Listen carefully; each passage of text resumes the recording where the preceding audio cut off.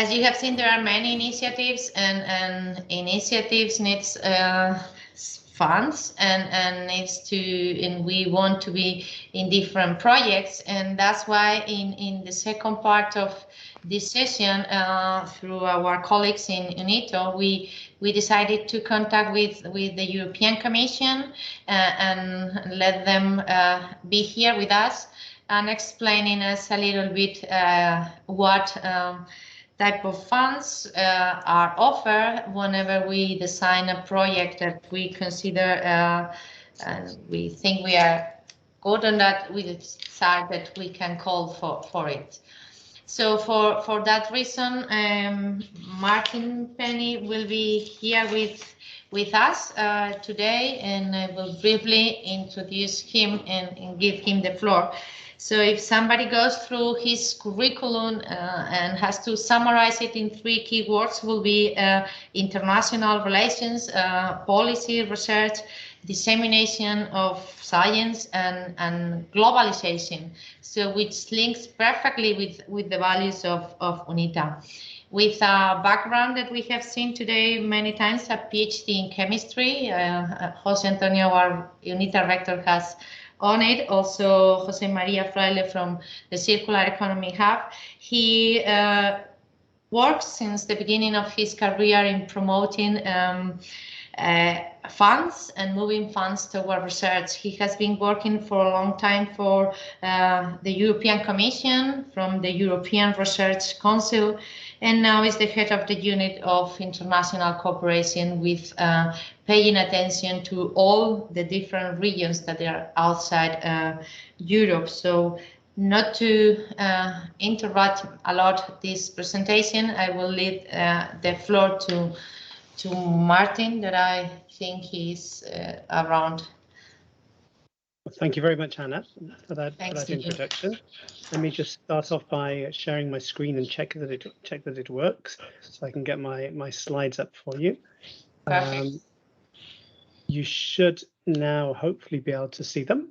If you could confirm that's the case, because I don't see what you see, unfortunately. I just see what's on my screen. Yeah. Okay, then that's great. Thank you very much. And thanks very much for the invitation and the opportunity to be here today. I'm impressed by the variety of researchers that you have around the table, and also the countries and nationalities. As Anna said, I'm the head of unit for international cooperation policy in DG Research and Innovation. My specific unit covers half of the world, not all of the world. I cover our relations with the Americas, with Europe, Central Asia, with Australia and New Zealand, and also the island countries of the Pacific.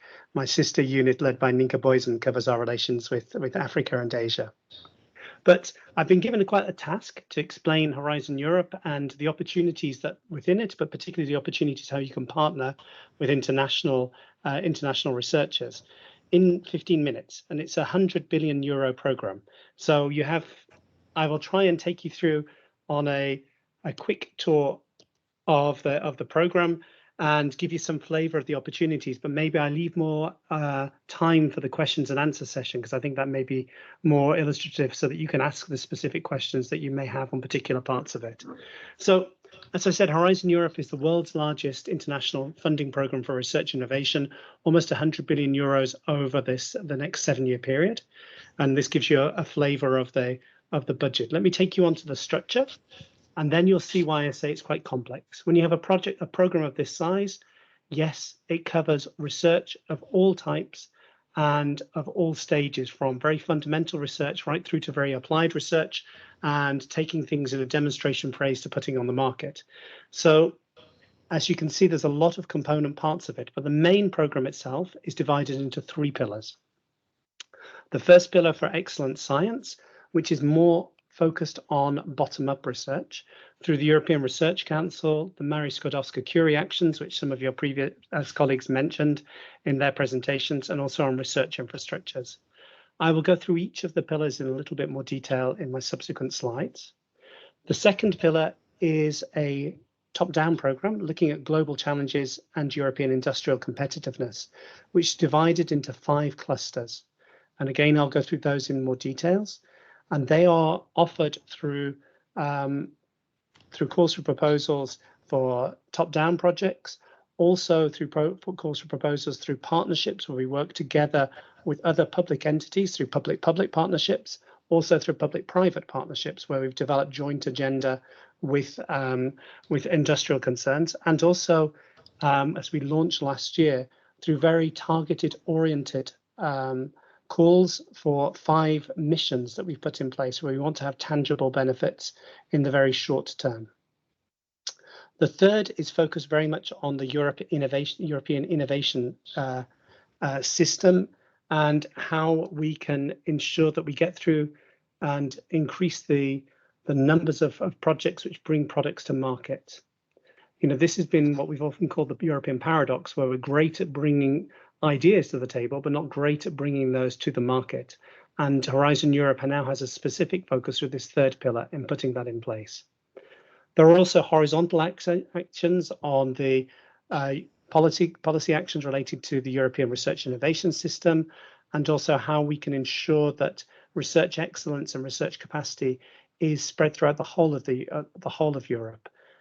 In addition, there is a separate program for nuclear fusion and fission, which I won't go into, and there's a parallel program looking more at defense research, which again I won't go into unless people have specific ideas on it, specific questions on it.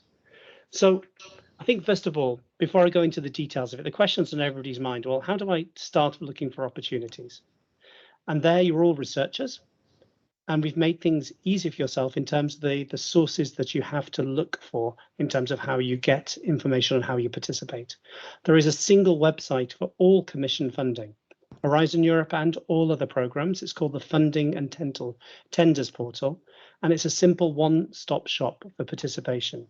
So whether you're a researcher from France, from Italy, from Romania, from Portugal, or you're a researcher from Brazil or Colombia, it's the same entry point for you all. Now, when you go into that tenders portal, if you search for Horizon Europe, the name of the program, it then gives you the details on all of the documentation that you need, the legal documents which set out the background if you're looking to how the program is set up and what the priorities are in broader terms. It gives you the guidance documents in terms of how you would complete proposals. It gives you the strategic plan, which sets out our ideas for the top-down research proposals and what it will be called over the next 4 years, and then sets those out in more details through work programs, which are clustered in 2 yearly work programs, but effectively annual texts for what the calls will be for the top-down programs. It also includes the work programs for the bottom-up programs, which I'll go into in a little bit more detail. You get the details of the call text on that through that portal. You also register your organization and you prepare and write and submit your proposal.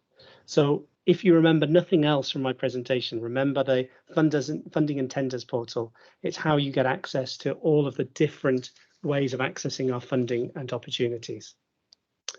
If I look at the pillar 2 of the program, which is where looking at your focus within UNITA on cultural heritage, on renewable energy, on the circular economy, here most of the opportunities will probably come through pillar 2.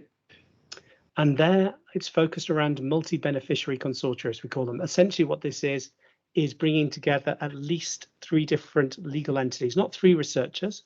It's 3 different legal entities. If you have more than 2 researchers from one legal entity, they count as one legal entity, from 3 different member states and associated countries, and including at least 1 member state. Now, I know I'm using jargon.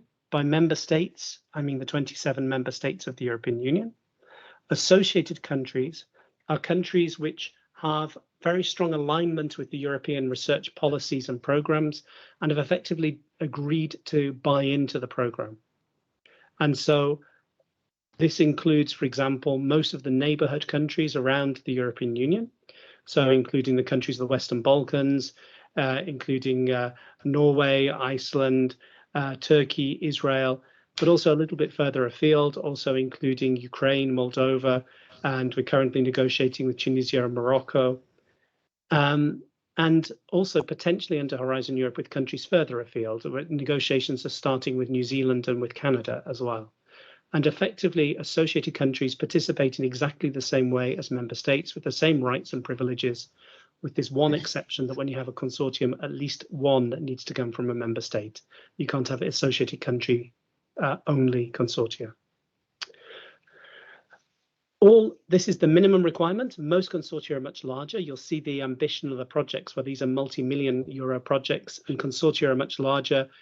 Typically 8 to 10 on average, can be much larger depending on the ambition and the scope of the project that's being put forward. And additional partners can come from anywhere else in the world.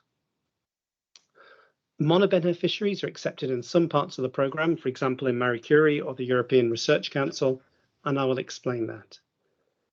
Now, finding the right partners is something which is essential. You know that already, and you're well started and well placed here in UNITA because you have already the good network of partners and already have an ideal group of people to put consortia together.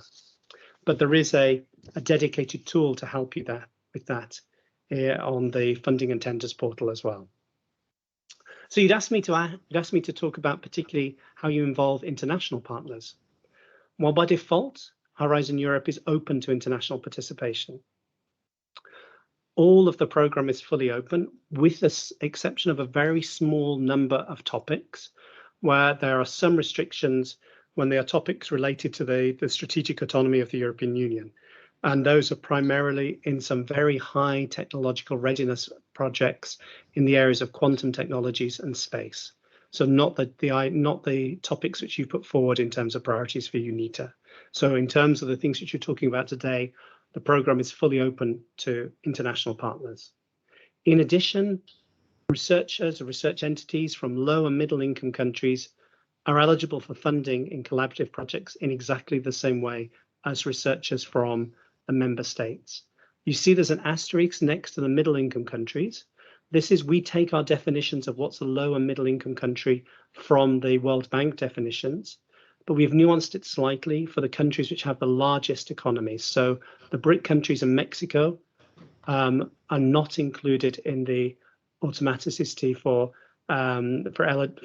funding because of the size of the countries, the size of the economies, and the size of their research base. But with those exceptions, all low and middle income countries can receive funding in exactly the same way as countries from the member states. And of course, when it looks at nationality, if you're a Brazilian researcher working in Germany, you're counted as a German for us. If you're a Chinese researcher working in Ireland, you're counted as Irish. So researchers and innovators of any nationality can apply for grants as well. You will see that there are certain topics which are particularly targeted for international cooperation, where we say this is such an important topic that they need to have a global view of it. And those are highlighted in the work program, and you can filter for these on the tenders portal. In some cases, they're targeted at particular countries or regions. In others, they're saying this is such a global topic. To answer this question well with a good research answer, you need to involve international partners. And maybe ones that you want to look at in the first instance when you're looking with international partners. So let me give you a quick overview of the 3 different pillars. Pillar 1, excellent science. The first part of that is the European Research Council. And these offer individual research grants to individual researchers on the idea, one researcher, one host institution. So you don't need partners. It's an individual researcher.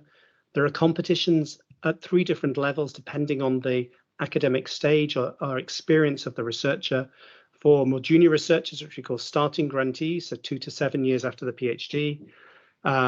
Intermediate research career, which we call consolidator, 7 to 12 years after the PhD. And then everyone else with more experience is within an advanced grantee. The only selection criterion for those projects is excellence. There is no other criteria. So the excellence of the idea and the excellence of the researcher. In addition, there is one other action under the ERC, which could be of interest to UNITA, which is the synergy grants. These are not collaborative grant projects, but they are bottom-up projects involving between 2 and 4 individual researchers. You choose, it can be 2, 3, or 4, your choice.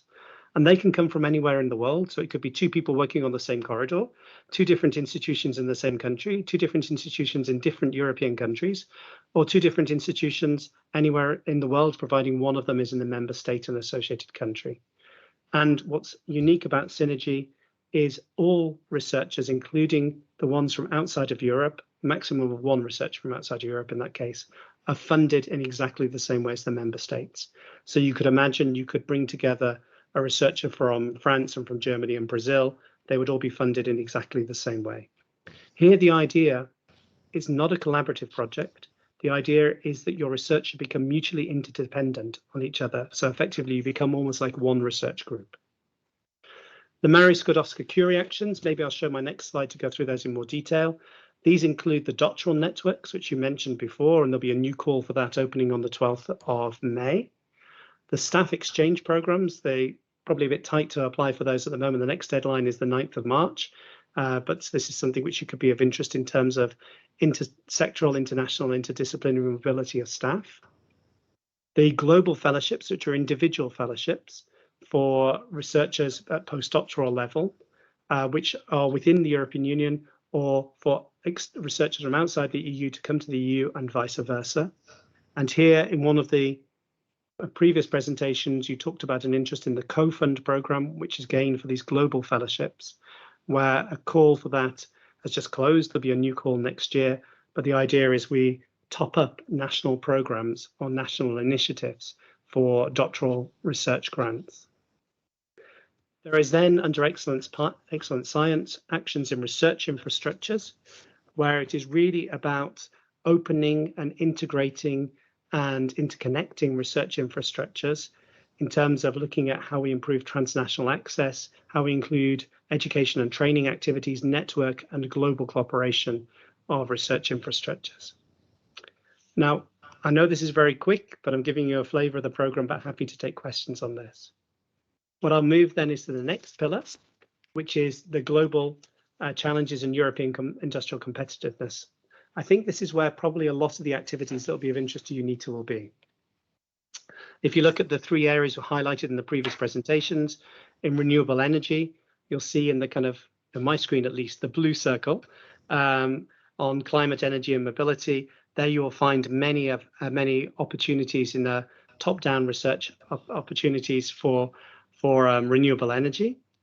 Cultural heritage falls particularly in pillar 2, the darker blue circle on my screen, what we call cluster 2, culture, creativity and inclusive societies, where to give you a flavor of some of the current talks, current topics.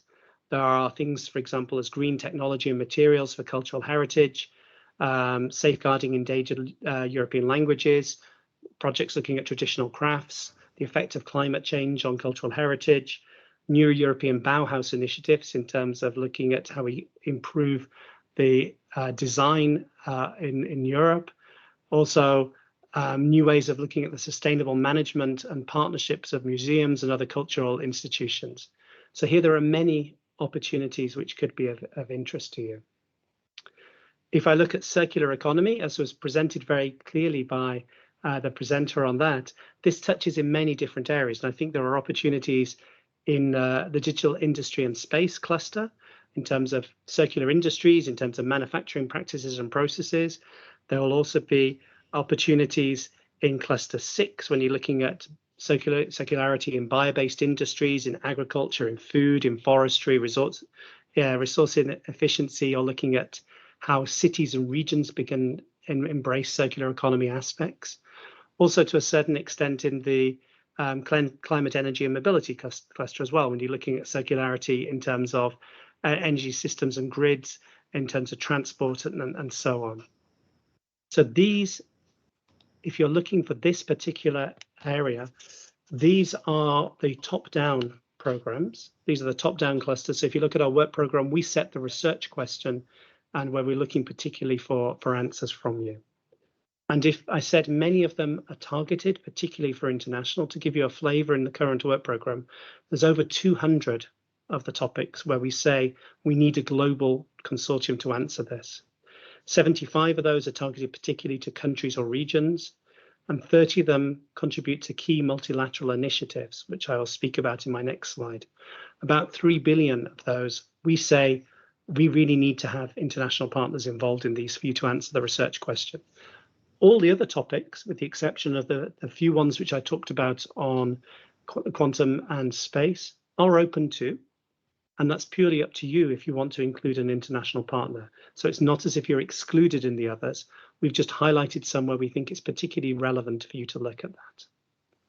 So these multilateral initiatives, the Commission is also involved in a range of different initiatives looking at a whole range of different things like clean energy through mission innovation, where it's partnered with lots of other international countries, the United States, Australia, Canada, for example, and other countries are involved in mission innovation. The Group on Earth Observation, the All-Atlantic Ocean Research Alliance, which you could imagine involves both sides of the Atlantic, and also north and south, so going really from pole to pole in both sides of the Atlantic. There are things on the global approaches to infectious diseases, personalized medicine, rare diseases, the Human Frontier Science Program, climate change. All of these, how we work in the multilateral, I beg your pardon, initiatives, where there are research topics which the EU funds, they're also embedded in the work program for Pillar 2. So you'll find there is a good international component in all of those as well. Then finally, Pillar 3 on Innovative Europe. I am mentioning this for completeness, but as it's very much focused on innovation in Europe, there are fewer opportunities for international partners. It's really about providing support for bringing innovations with breakthrough and market creating potential to the market in Europe. So providing financial support to SMEs and startups or smaller mid-caps with the ambition to develop and expand in the Union and international markets through new breakthrough innovations and allowing them to scale up rapidly. There's also an action looking at how we can improve our regulation in terms of the European innovation ecosystems, how we can promote and co-fund innovation programs, training, coaching, mentoring, and so on. So that gives you a very quick flavor. In terms of my own role, how the European Union has put in place our strategy for international cooperation is through a new communication which we issued in May of last year called the Global Approach to Research and Innovation. And that sets out how we want to ensure that we preserve openness in research and innovation, because we can only find global answers through global solutions. But we will nuance that by promoting a level playing field and reciprocity to where it's underpinned by fundamental values and principles, where we set out some key values and principles which we think are important for researchers to abide by and to get multilateral agreement on those. And we will modulate our cooperation with different partners in countries and regions, depending on how aligned we are in understanding those, having agreement on those values and principles. This whole dialogue will be launched at a conference organized by the French presidency coming up in actually just a couple of weeks on the 8th and 9th of March. And increasingly, we will look at how we adjust our cooperation in these targeted approaches with countries to take into account the fact that we need to have kind of a global level playing field on how research is undertaken, with values on things such as, academic freedom, gender equality, looking at how IPR is treated, looking at open science, looking at ethical principles, all of these different types of things. So I think my time is probably up, and I've probably given you a huge amount of information in a very short amount of time, and I apologize for that, but you can see the complexity of the program.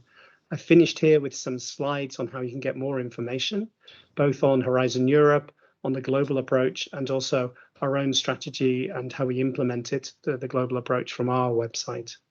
So I will finish there, but happy to take any questions that you may have. Thank you, Martin, for highlighting all these opportunities and initiatives that are quite aligned with what UNITA is doing and where it's focusing the research. But not to use more time, any questions that our audience may have, please don't hesitate to ask.